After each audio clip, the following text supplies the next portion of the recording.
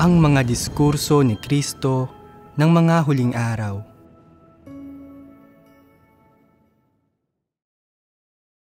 Silang mga nakauunawa lamang sa katotohanan ang may espiritual na pangunawa. Tumingin kayo sa paligid. Masasabi ba ninyo kung maraming tao sa iglesia ang may espiritual na pangunawa at kayang makaunawa sa katotohanan? Dati, iniisip ko na ang mga taong walang espiritual na pangunawa ay ang mga taong may kakatuwang pangunawa o namanhid at mapurol. Habang karamihan ng taong gumagawa ng kanilang tungkulin ay may espiritual na pangunawa. Ngayon, pagkatapos makinig sa pagbabahagi ng Diyos, napagtanto ko na ang mga taong nakauunawa ng katotohanan lang ang tunay na may espiritual na pangunawa. Nasa minorya sila, habang ang mayorya ng mga tao ay walang espiritual na pangunawa. Sa kasalukuyan, ang mga taong may espiritual na pangunawa at nakauunawa sa katotohanan ay nasa minorya, at ang mga walang espiritual na pangunawa o hindi nakauunawa sa katotohanan ay nasa mayorya. Halimbawa, paano dapat maintindihan at malaman ng mga tao ang katotohanan ng pagpapasakop? Iniisip ng karamihan ng tao na ang ibig sabihin ng pagpapasakop ay paggawa ng anumang iutos sa kanila at hindi paglaban o pagrerebelde kapag nahaharap sa isang issue. Para sa kanila, ito ang pagpapasakop. Hindi nauunawaan ng mga tao ang anumang detalye kung bakit gusto ng Diyos na magpasakop sa Kanya ang mga tao, kung ano ang ibig sabihin ng pagpapasakop, kung ano ang prinsipyo ng pagpapasakop, kung paano dapat magpasakop ang isang tao, at kung ano ang mga katiwalian sa mga tao na kailangang lutasin kapag isinasagawa nila ang pagpapasakop. Sumusunod lamang sila sa mga regulasyon. Iniisip nila, ang ibig sabihin ng pagpapasakop ay kung inutusan kang magluto, huwag kang magwalis. At kung inutusan kang magwalis, huwag kang magpunas ng salamin. Kung inutusan kang gumawa ng isang bagay, gawin mo lang ito. Ganyan kasimple. Huwag mong alalahanin kung ano ang nasa puso mo dahil hindi tumitingin ang Diyos sa mga bagay na ito. Sa katunayan, nais ng Diyos na lutasin ng mga tao ang kanilang pagrerebelde at katiwalian kasabay ng kanilang pagpapasakop sa Kanya para maabot nila ang tunay na pagpapasakop. Ito ang katotohanan ng pagpapasakop. Gaano karami ang nauunawaan at nalalaman ng mga tao sa huli? Nauunawaan nila na ang lahat ng ipinapagawa ng Diyos sa mga tao ay isang bagay na dapat nilang gawin. Narito ang mga layunin ng Diyos at dapat magpasakop sa Kanya ang mga tao ng walang kondisyon. Kung ganito karami ang malalaman ng isang tao, nauunawaan niya ang katotohanan ng pagpapasakop at maisasagawa niya ang pagpapasakop sa Diyos at mapapalugod niya ang Diyos. Gayunpaman, hindi alam ng karamihan ng tao kung ano ang pagpapasakop sa Diyos. Ang alam lang nila ay kung paano sumunod sa mga regulasyon. Dahil dito, hindi nila kayang maisakatuparan ang pagpapasakop sa Diyos dahil hindi nila nauunawaan ang mga layunin ng Diyos o ang katotohanan ng pagpapasakop. Ito ang mga taong walang espiritual na pangunawa. Ang mga taong walang espiritual na pangunawa ay hindi nakauunawa ng katotohanan ng pagpapasakop, kaya mahirap para sa kanilang isagawa ito. Hindi nila mahanap ang daan o ang mga prinsipyo ng pagsasagawa. Ang mga taong walang espiritual na pangunawa ay walang espiritual na kaliwanagan. Paano man ibinabahagi ang katotohanan sa kanila, hindi nila ito nauunawaan. Hindi nila alam na ang pagsasagawa ng katotohanan ng pagpapasakop ay ang proseso ng buhay pagpasok.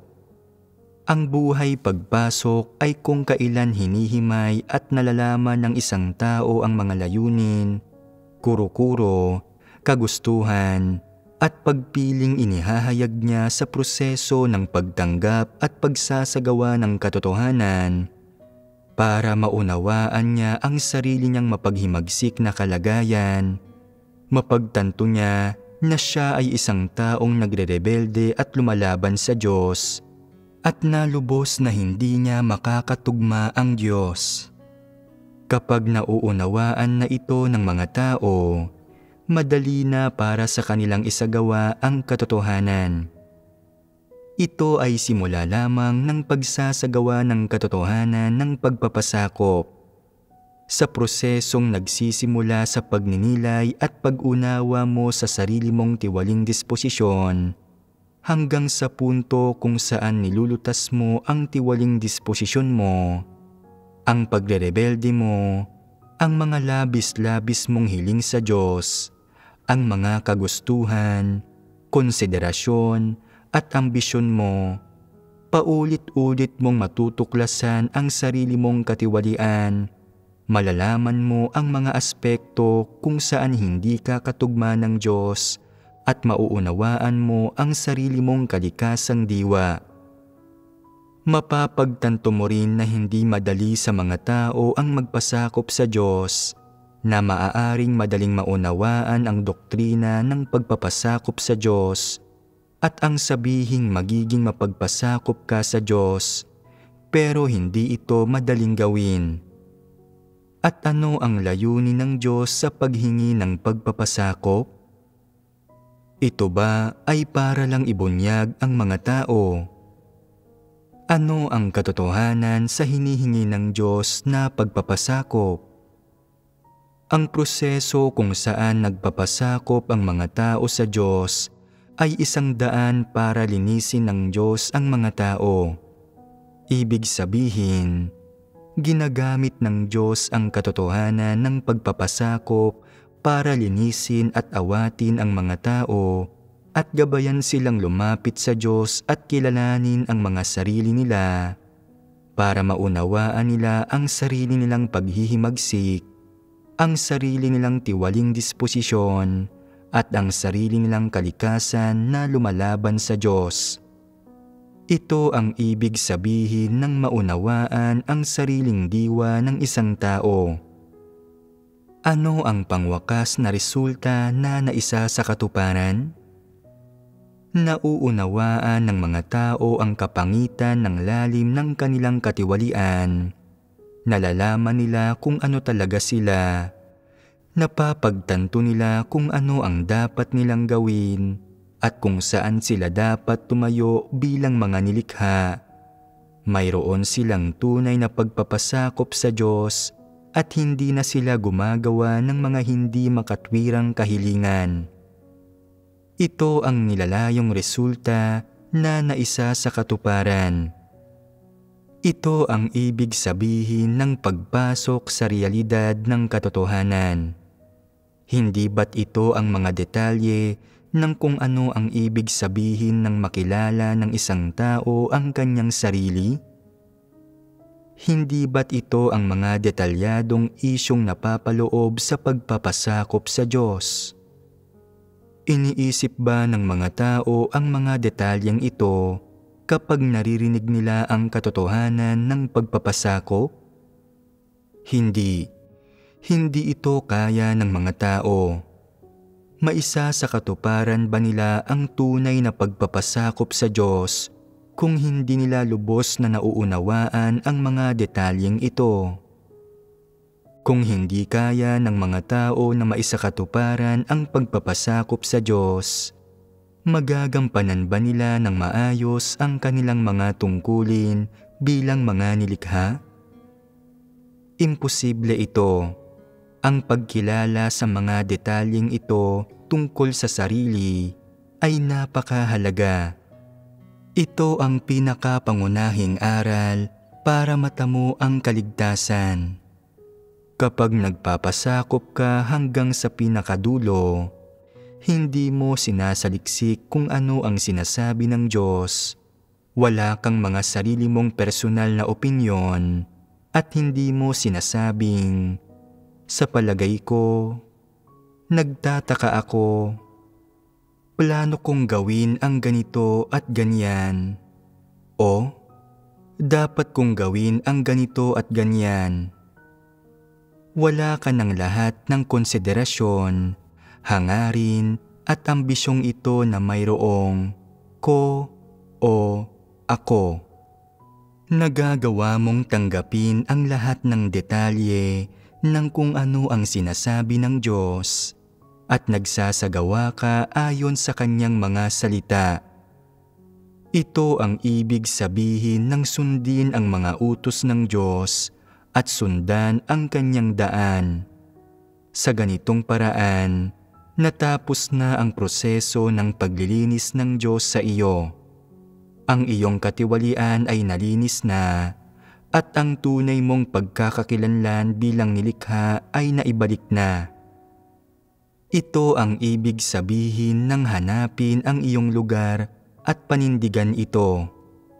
Kung wala ang mga konsiderasyon, desisyon at hangaring ito na mayroong ko o ako para guluhin ka, madali para sa iyo na isagawa ang pagpapasakop. May ilang taong nagsasabi, palaging humihingi ang Diyos ng pagpapasakop pero walang katuturan iyan. Hindi ba't kailangan kong tumindig para sa sarili ko? Hindi ba't makatwiran at may katuturan naman ang reklamo ko? Pagpapasakop ba ito? Nauunawaan ba ng gayong tao ang katotohanan ng pagpapasakop? Hindi nila nauunawaan ang katotohanan ng pagpapasakop. Hindi nila alam ang kahulugan ng pagpapasakop, kung ano ang mga obligasyon at responsibilidad nila, o kung ano ang tungkulin nila at kung saan sila dapat lumugar. Minsan, medyo mabagsik ang mga salita ng Diyos na naglalantad sa mga tao. Kapag nakikinig ang mga tao sa mga ito, nakakaramdam sila ng pagkabalisa at hindi pagiging komportable. Nakakaramdam sila ng kirot sa loob nila na napipinsala pa nga ang dignidad at integridad nila. Iniisip nila, walang pagmamahal, simpatiya, kaluwagan, habag, pagpaparaya o pagpapatawad ang Diyos sa mga tao. Napakalupit niya. Pinahahalagahan ng lahat ng tao ang kanilang dignidad at integridad at napakahirap para sa kanilang tanggapin kapag napipinsala ang mga bagay na ito. Dahil dito, hindi nila kayang maging mapagpasakop kahit pa gustuhin nila. Sa puso nila, iniisip nila, masyadong maraming hinihingi ang Diyos sa mga tao. Ginagawa niya akong katatawanan at pinapahirapan niya ako, hindi ba? Gayunpaman, hindi ito tama. Hindi layunin ng paghingi ng Diyos na magpasakop ang mga tao sa Kanya na pilitin ang sinuman na magpasakop sa Kanya, mas lalong hindi na puwersahin ang sinuman na magpasakop sa Kanya. May mga kondisyon ang kahingian ng Diyos. Ito ay para sa mga taong may konsensya at katwiran at kayang tumanggap sa katotohanan, at para sa mga nakauunawa sa katotohanan. Kung hindi mo nauunawaan ang katotohanan at wala kang konsensya at katwiran, hindi mo kayang tuparin ang mga hinihingi ng Diyos. Sa katunayan, ang lahat ng katotohanang ipinahahayag ng Diyos ay ibinibigay sa mga taong nagmamahal sa katotohanan at kayang tumanggap nito. Hindi humihingi ng anumang bagay ang Diyos sa mga taong hindi nagmamahal sa katotohanan at tumatanggap nito. Nakakita ka na ba ng sinumang hindi nagsasagawa ng katotohanan na nakakatanggap ng agarang pagdidisiplina o parusa? Hindi ito nangyayari kanino man. Ang layunin ng Diyos ay ang umasa na ang lahat ng tao ay makatatanggap, makauunawa at makaaabot sa katotohanan. Ito ang kanyang layunin. Kung nakikita ng isang tao ang mga salita ng Diyos at nararamdaman niyang pinipilit ng Diyos na gawin niya ang sinasabi ng mga salitang ito, mali ang pagkaunawa niya. Sa makatwid, kapag binabasa mo ang mga salita ng Diyos, kailangan mong maunawaan ang kanyang mga layunin, ang mga pinag-uukulang tagapakinig at ang kahulugan. Huwag kang gumawa ng mga padalos-dalos na komentaryo sa kanyang mga salita. Kung palagi kang nagbibigay ng mga sarili mong palusot at walang pagpapasakop, ano ang iisipin ng Diyos sa iyo? Sasabihin ng Diyos na hindi ka nalinis, na hindi ka isang taong nagpapasakop sa Diyos, at na hindi mo isinabuhay ang realidad ng pagpapasakop sa Diyos.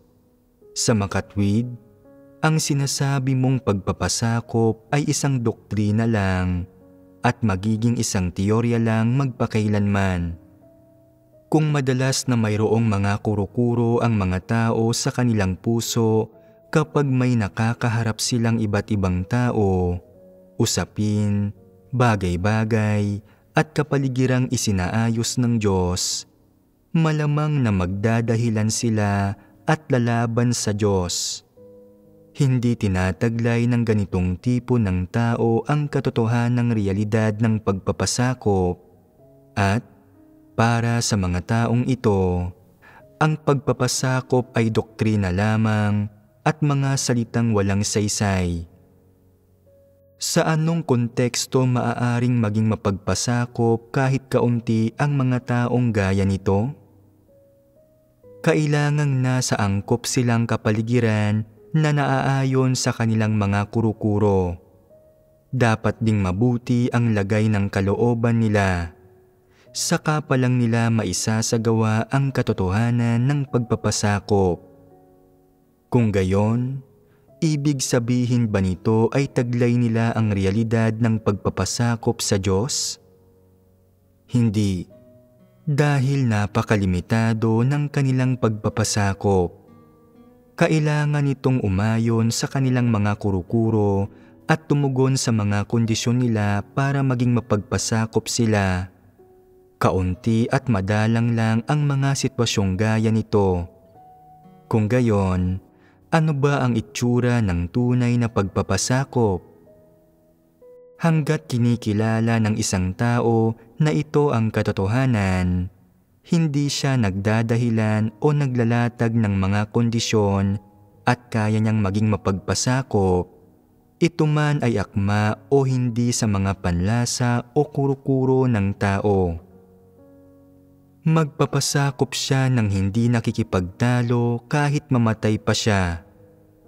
Ito ang tinatawag na pagiging mapagpasakop hanggang kamatayan. Ito ang pagpapasakop ni Pedro.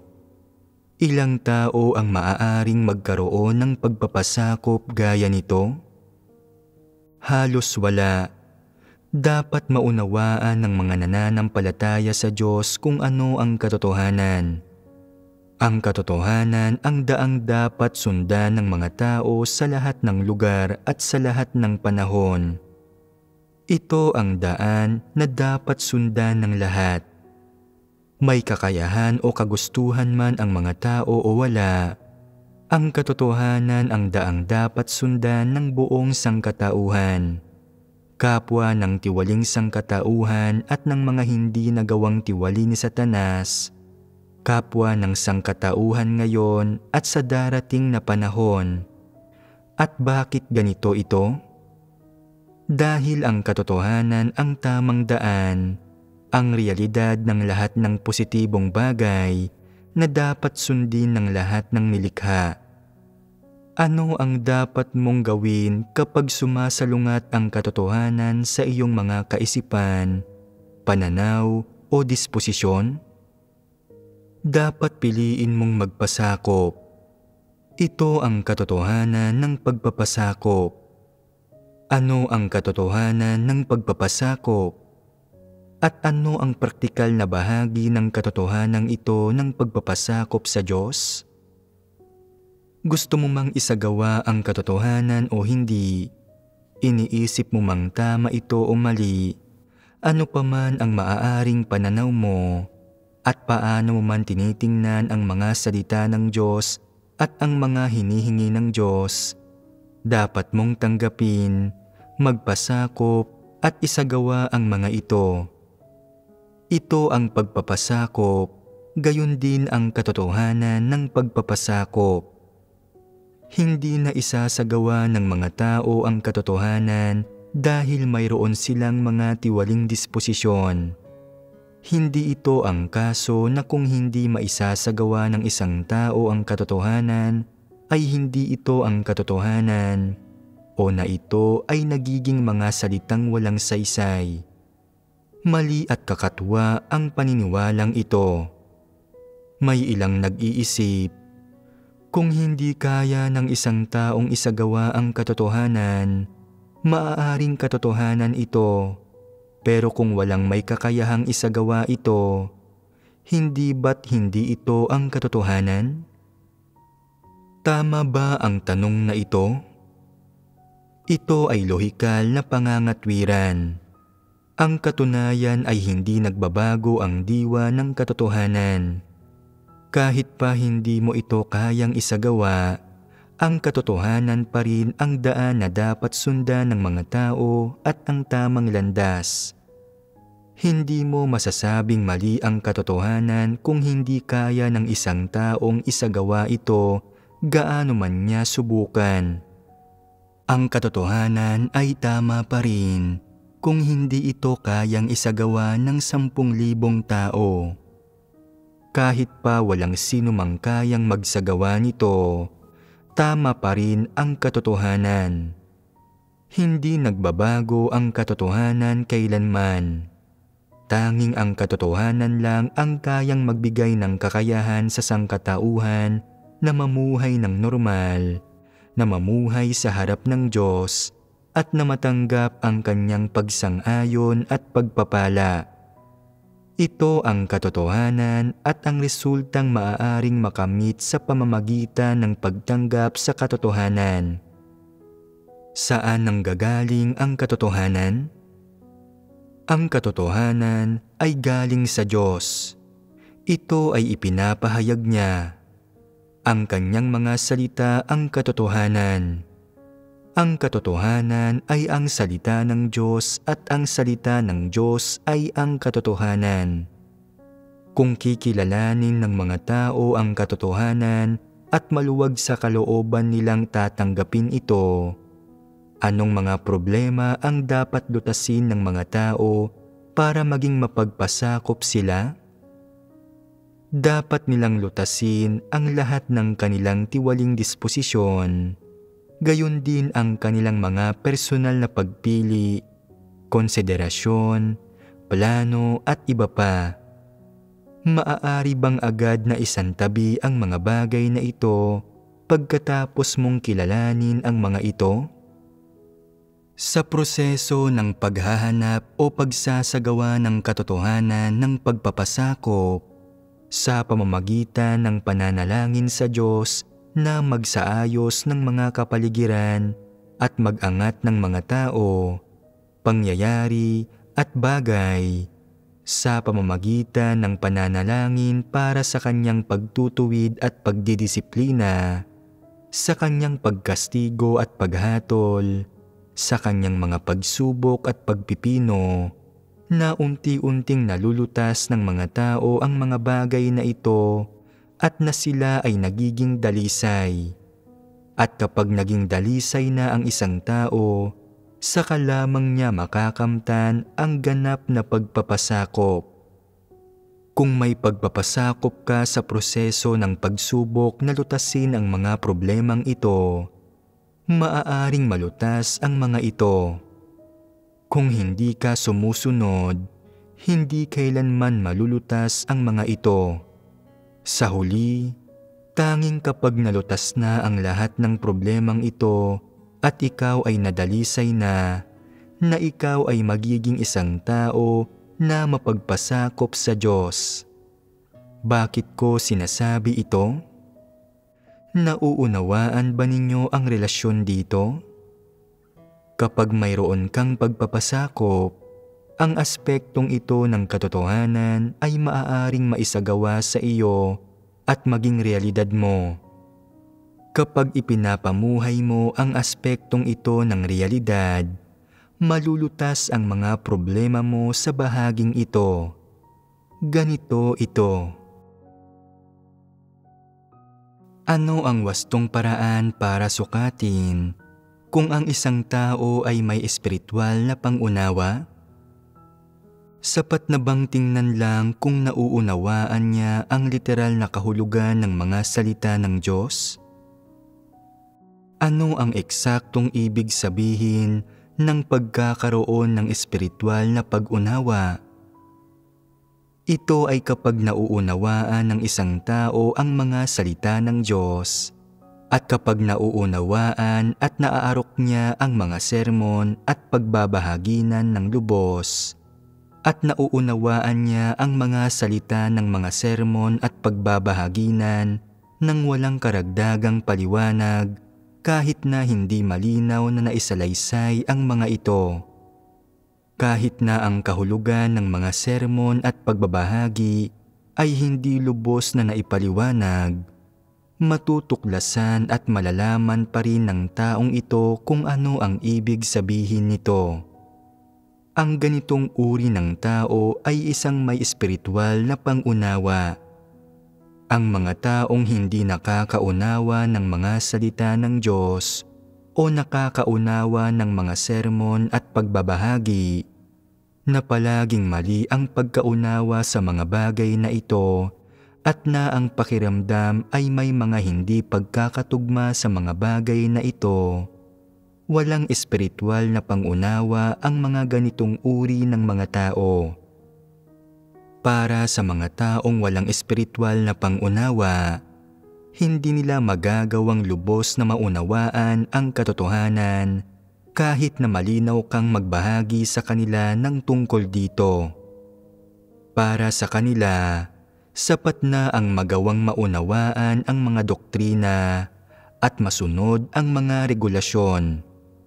Sa makatwid, hindi madali para sa taong walang espiritual na pangunawa na maunawaan ang katotohanan. Gayunpaman, kung hindi hinahangad o inuunawa ng isang taong mayroong espiritual na pangunawa ang katotohanan, siya ay wala talagang pinagkaiba sa isang taong walang espiritual na pangunawa. Sa makatwid, napakahalagang maunawaan ang katotohanan. Mayroon man o walang espiritual na pangunawa ang isang tao, dapat niyang pagsikapang makamit ang katotohanan. Habang mas lubusan niyang nauunawaan ang katotohanan, mas lalo siyang makikinabang. Hindi lamang niya magagawang malinaw na makita ang mga bagay-bagay, kundi magagawa rin niyang piliin ang tamang landas. Sa makatwid, kung nais ng isang taong hangarin ang katotohanan, sa isang banda, dapat niyang panabikan ang mga salita ng Diyos, pagsikapan ang mga salita niya, at matutunang pagnilayan ang mga ito, magdasal magbasa ng mga ito, makipagbahaginan tungkol dito, at maghanap sa mga ito. At ano ang pinakamahalagang bagay? Dapat nilang isagawa at danasin ang mga salita ng Diyos. Tanging kapag nagawa at naranasan mo ang mga salitang ito at naging realidad mo ang mga salita ng Diyos, na tunay mong mauunawaan kung ano ang tinutukoy ng mga salita niya at ano ang mga katotohanang eksaktong nilalaman ng mga ito. Kapag naunawaan mo ang katotohanan, likas kang magkakaroon ng espiritual na pangunawa. Pero ang magkamit ng espiritual na pangunawa ay hindi ang layon. Ano ang layon? Ang layon ay ang isagawa ang katotohanan at unawain ang katotohanan. Kung ang isang tao ay mayroong daang pasulong kapag isinasagawa niya ang mga salita ng Diyos at alam kung ano ang gagawin, at dahil na isagawa niya ang mga salita ng Diyos, nauunawaan niya ang mga katotohanang naroroon at alam ang mga relasyon at prinsipyo ng pagsasagawa na naroroon. Iyan ay isang taong may espiritual na pangunawa na natamo ang mga epekto ng pagkaunawa sa katotohanan. Kung mayroong espiritual na pangunawa ang isang tao, ay konektado sa kung nauunawaan at nakakamit niya ang katotohanan. Kaya para sa mga mananampalataya ng Diyos, kung may espiritual na pangunawa man o wala ang isang tao, ay isang napakahalagang issue. Isang isyung direktang nakakaapekto sa kakayahan ng isang taong makaunawa sa katotohanan. Halimbawa, hinihingi ng Diyos ang pagpapasakop ng tao, pero saan eksakto dapat magpasakop ang tao? Saan magpapasakop? Sa katotohanan at sa salita ng Diyos. Magpasakop sa katotohanan at sa salita ng Diyos. Sa mga mas konkretong salita, ang ibig sabihin nito ay magpasakop sa mga hinihingi ng Diyos sa mga tao, magpasakop sa mga kapaligiran sa totoong buhay, sa mga tao, usapin, at bagay na isinasaayos ng Diyos para sa mga tao, at magpasakop sa mga hinihingi ng Diyos sa mga tao sa iba't iba nilang tungkulin. Lalo pa nating palalimin. Ano pa ang saklaw ng realidad ng pagpapasakop? Ang pagpapasakop sa mga gawain ng pagsasaayos ng itaas. Iyan ay bahagi nito. Ano pa? Ang pagpapasakop sa bawat tungkuling isinasaayos ng sambahayan ng Diyos para sa atin. Ang mga tungkulin ay napakahalagang usapin para sa mga mananampalataya sa Diyos. At kung maayos na magagampanan ng isang tao ang kanyang tungkulin, ay may kaugnayan sa kung taglay niya ang katotohanang realidad. Mayroon pang isang bahagi nito, ang pamantayan ng pag-uugaling hinihingi ng Diyos sa mga tao. Napakahalaga rin nito. Ano ang kalakip ng pag-uugali ng isang tao? Kalakip nito ang pagtrato ng isang tao sa kanyang mga kapatid, ang pagtrato niya sa salapi, at ang pagtrato niya sa kanyang kinabukasan, sa pag-aasawa, mga pagkagiliw, at kasiyahan ng laman. Ang paghahanap ng katotohanan sa lahat ng iba't ibang usaping ito, ang pagkilos ayon sa mga hinihingi ng Diyos, ang paggawa ng mga bagay-bagay ayon sa mga prinsipyo ng katotohanan, at ang pagsunod sa mga prinsipyo ng katotohanan sa pagsasagawa at pamumuhay ng isang tao. Ang lahat ng ito ay pagpapasakop. Ang lahat ng ito ay ang realidad ng pagpapasakop. Halimbawa, may ilang taong naniniwala na ang pagtrato ng isang tao sa mga kapatid niya ay walang kaugnayan sa katotohanan ng pagpapasakop. Tama ba ang pananaw na ito? Ito ay may kaugnayan sa kung paano kumikilos ang isang tao. Isang prinsipyo ba ng pag-uugali ng tao na palaging mang-api ng kapatid na hindi mo gusto, palaging nagsasalita ng masakit sa kanya? Paanong pagtrato sa iba ang hinihingi ng Diyos sa mga tao? Hinihingi niyang itrato natin ng patas ang mga tao. Ano ang ibig sabihin ng pagiging patas? Ang ibig sabihin nito ay pagtrato sa mga tao ayon sa mga katotohanang prinsipyo, hindi ayon sa kanilang panlabas na anyo, pagkakakilanlan, katayuan, kung gaano sila karunong o sa mga sariling kagustuhan o damdamin ng isang tao sa kanila. Bakit patas na tratuhin ang mga tao ayon sa mga katotohanang prinsipyo? Marami ang hindi nakakaunawa nito at kailangan nilang maunawaan ang katotohanan para magawa ito. Ang pagiging patas ba gaya ng naunawaan ng mga walang pananampalataya ay tunay na pagiging patas? Tiyak na hindi. Sa Diyos lamang maaaring magkaroon ng pagiging matuwid at pagiging patas.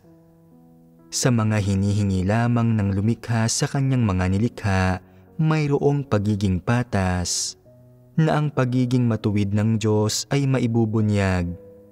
Sa makatuwid, ang pagiging patas ay maaari lamang manggaling sa pagtrato sa mga tao ayon sa mga katotohanang prinsipyo. Ano ang dapat mong hingin sa mga tao sa iglesia at paano mo sila dapat tratuhin? Anumang tungkulin ang kaya nilang gampanan ay ang dapat isaayos para kanilang gampanan.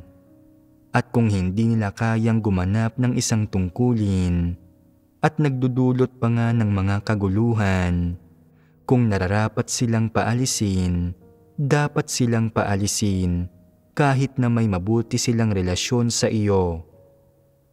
Ito ang pagiging patas. Ito ang nakapaloob sa mga prinsipyo ng patas na pagtrato sa iba. May kaugnayan ito sa mga prinsipyo ng pag-uugali. Ang isang aspekto ng katotohanan ng pagpapasakop ay may kaugnayan sa pagganap ng tungkulin ng isang tao. Ang isa pa ay may kaugnayan sa kung paano sinusunod at tinatrato ng mga tao ang issue tuwing may dumarating na sakuna at karamdaman at kung paano sila naninindigan sa kanilang patotoo. Higit diyan, nariyan ang aspekto ng pag-uugali ng mga tao. Ang pinakamahalaga, dapat silang magsikap na maging tapat na tao at magkaroon ng konsensya at katwiran. Dapat din silang mabuhay at kumain, magdamit, sumilong at magparuot parito bilang isang normal na tao. Pagdating sa kalidad ng buhay, ano ang hinihingi ng Diyos sa mga tao? Makontento sa pagkain at damit. Iyan ang hinihingi ng Diyos para sa mga tao sa kapanahunan ng biyaya. Ano ang mga hinihingi ng Diyos sa mga tao sa kasalukuyang kapanahunan? May mga hinihingi ang Diyos para sa pagkain, pananamit, tirahan, at paraan ng transportasyon ng mga tao para sa kanilang pananalita at asal, at para sa kanilang paraan ng pananamit. Hindi niya hinihingi sa iyo na maging asetiko ka.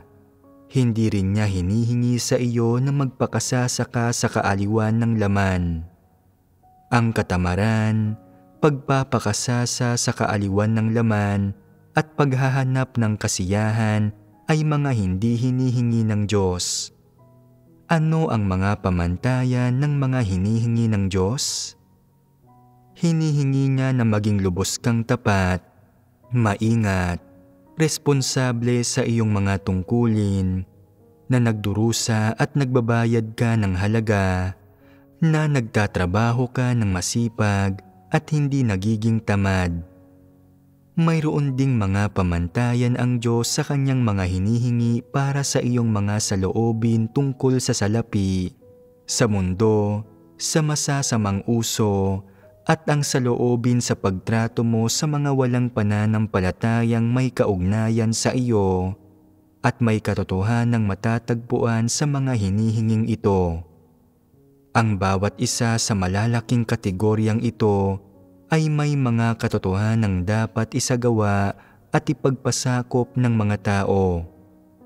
May ilang taong nagpapakasasa sa kaaliwan at nasisiyahan sila sa pagkain, pag-inom at pagsasaya.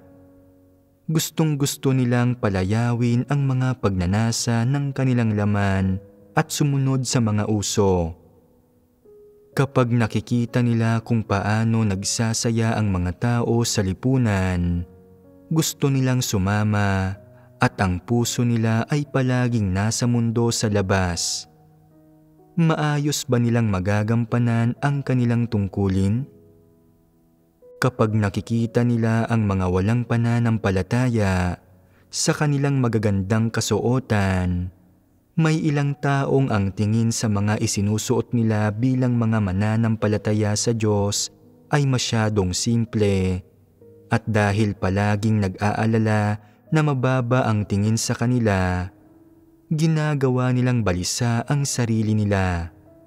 Nakikita ng iba ang mga bagong mag-asawa na namumuhay sa mga sarili nilang maliit na mundo at nakakaramdam sila ng kalungkutan at pag-iisa. Palagi silang nasasaktan sa mga usaping ito at hindi nila hinahanap ang katotohanan ni hindi sila lumalapit sa Diyos. Maayos ba nilang magagampanan ang kanilang tungkulin?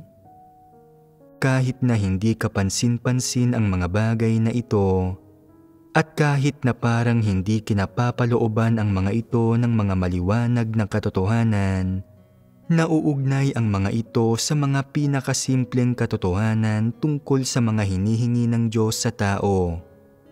Kung hindi kaya ng isang taong pagtagumpayan at pigilan ang mga problemang ito, at kung ang mga bagay na ito ay palaging pang-aabala sa kanila at hinahadlangan ang paniniwala nila sa Diyos at ang pagganap nila sa kanilang tungkulin, magiging medyo mahirap para sa kanila ang magsimula sa tamang landas ng paniniwala sa Diyos. Ang bawat aspekto ng katotohanan, mula sa pinakasimple hanggang sa mga medyo malalim, ay ang katotohanan. Walang pagkakaiba ang mabababaw at malalalim na katotohanan. Ang pagkakaiba ay nasa kung ano ang mga katotohanang dapat isagawa ng mga tao sa mga partikular na pangyayari. Ang ilang katotohanan ay may kaugnayan sa mga tungkulin ng mga tao. Ang ilan ay may kaugnayan sa pang-araw-araw nilang buhay. Halimbawa, sa kanilang mga kinagawian, mga panuntunan, at mga kagustuhan. At ang ilan ay may kaugnayan sa mga kapaligiran, mga tao, mga pangyayari at mga bagay na isinasaayos ng Diyos para sa tao. Anuman ang problema, may kinalaman man ito o wala sa pang-araw-araw na buhay o tungkulin, at gaano man kalaki o kaliit ang usaping tinatalakay ng problema, kung seryoso mo itong tatratuhin, kung hahanapin mo ang katotohanan, kung kikilos ka ayon sa mga katotohanang prinsipyo, at kung magsasagawa ka ayon sa mga katotohanang prinsipyo, hinahangad mo ang katotohanan. Ang ilang tao ay nakikinig sa mga sermon ng ilang taon at sa halip na pagtuunan nila ng pansin ang pagsasagawa ng katotohanan, nakatuon lamang sila sa pakikinig ng mga sermong hindi pa nila naririnig noon. palagi nilang gustong pakinggan ang ilan sa wika at mga misteryo ng pangatlong langit at palaging nangangaral ng mga matatayog na sermon sa iba.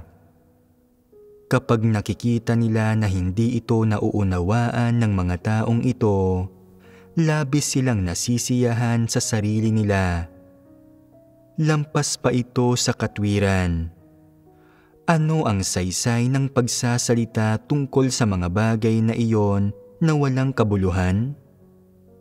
Kung ang ipinapangaral mo ay walang kaugnayan sa tungkulin ng tao, sa mga kalagayan at tiwaling disposisyon na nabubunyag sa pang-araw-araw na buhay ng tao, kung ito ay hindi konektado sa buhay ng mga tao, sa pagpasok nila at sa tungkulin nila, kung wala itong kaugnayan sa mga kalagayang na ipapamalas at nabubunyag sa pang-araw-araw nilang mga buhay, ang ipinapangaral mo ay walang iba kundi doktrina at mga regulasyon, hindi ang katotohanan.